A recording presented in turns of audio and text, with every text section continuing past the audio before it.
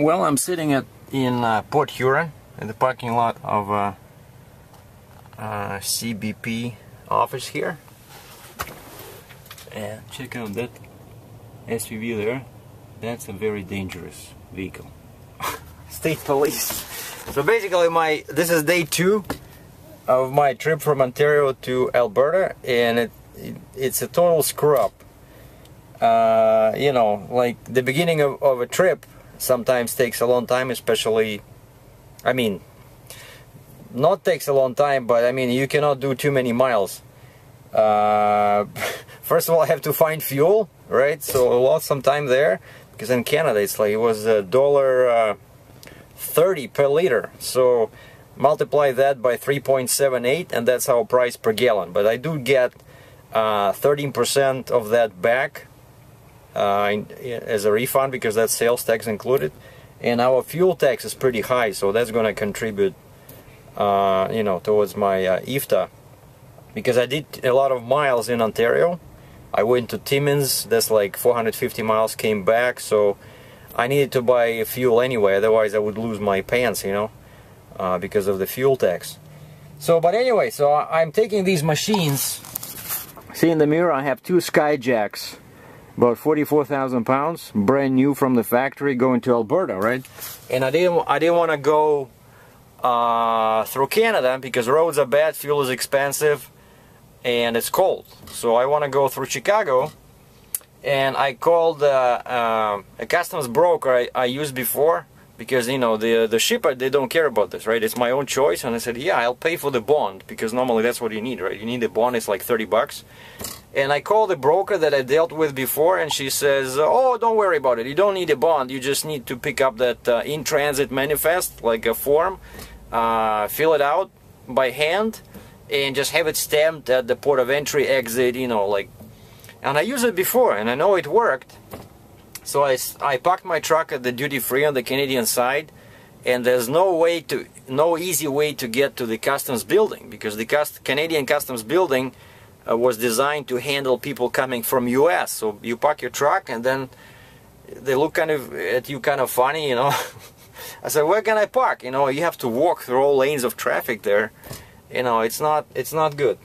And customs look at you, you know, Canadian customs, they don't like people walking around the plaza, you know, going over there. But anyway, I park the truck, go there, they give me the form, and they say, the first bad news, they say, oh, we're not sure that US actually uses this form, but here, we can give you the form. I said, what about the, like, stamping and signing? And they said, oh, no, we don't want to deal, we don't want to have anything to do with this form, that's for US to decide, US authorities. Okay, so I filled up the form, and I paid the toll on the other side, 18 bucks, right? So I lined up here, you can see the bridge over there in the distance, lined up, went through booth number 1, and the guy says, oh Jesus, you don't have an entry number, you don't have, where's your bond? I said, what bond? Like, here's a form. And he almost starts laughing at me, you know, like, he says, we stopped using that form 10 years ago, you know. So he takes my driver's license, my fast card, tells me that I can be fined up to $5,000. And I said, you know, I'm sorry, but it's not me, right? I wouldn't show up here if the customs broker that's supposed to know this stuff didn't tell me otherwise, right? So that's why I came here. Like, why would I want to make my life, you know, difficult, right? I show up here because a specialist, or someone who's supposed to be an expert in this, told me to, you know, go this route. So basically, he sent me inside. I parked my truck, I went inside, and I come with a cup of coffee, and I know that you're supposed to turn off your cell phone, line up in the hallway there, and you have to wait till they wave you in. And the guy waves me in, and he looks at my coffee, and he says, there's no drinks in here, there's a sign on the door. You know, I just open the door, look at the sign on the other side, and it says, turn off your cell phones. I say, I don't see anything about coffee. He says, on the other door, on the entry door. I said, well, I'm sorry, I didn't see that. And, oh, no one reads the signs. I said, well, you know, stuff happens, right? So basically, he tells me the same thing. The customs guy tells me the same thing, like, you cannot cross with this in-transit manifest here in Port Huron, Michigan. I said, well, give me half an hour. No, give me, I said, I have internet in the truck, I have a printer, I have a scanner, just, I can get the bond. And he frowns and he says, and I say, don't send me back to Canada, because first of all, it's loss of time. Secondly, I have to pay the toll twice, basically 3 times. I already paid on the Canadian side. If they send me back now, I'll pay here. I think it's like 16 bucks on the US side, and then I have to come back, right? Pay again $18. So it'll be 18 plus 16, you know? It's like 50 bucks, right? But the guy frowns and he says, okay, how long is it gonna take? I said, well, half an hour.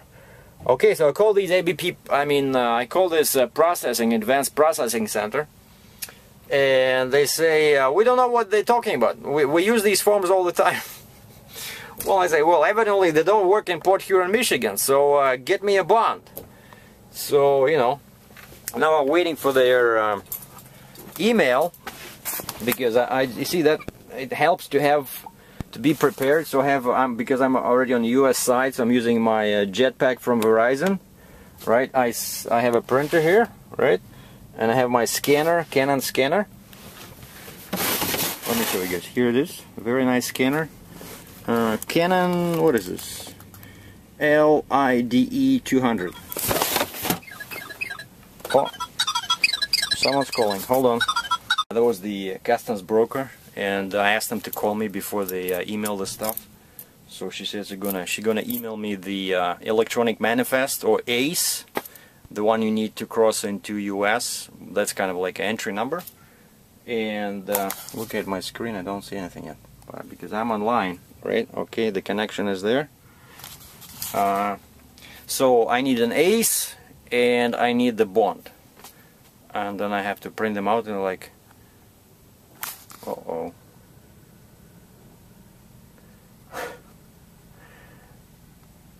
See those guys? He can give you a ticket anyway. See, it says no parking. He can give a ticket to those guys over there because there's no parking. But look at the sign. The sign says one-way traffic. He doesn't care. He's the police. Oh, it's here. See, ACE and bond attached. Perfect. Alright, so now I can print it out and go back inside, and hopefully they will let me out this time. And I don't want to see that guy, you know, so hopefully by the time I leave, I'll be leaving, he'll be tied up with one of those guys. Because that guy I see him here all the time. He just, you know, fishes out, looks for people not wearing their seatbelts, stuff like that, and parked in the areas we're not supposed to park. Well, the cop is still tied up with that kettle hauler.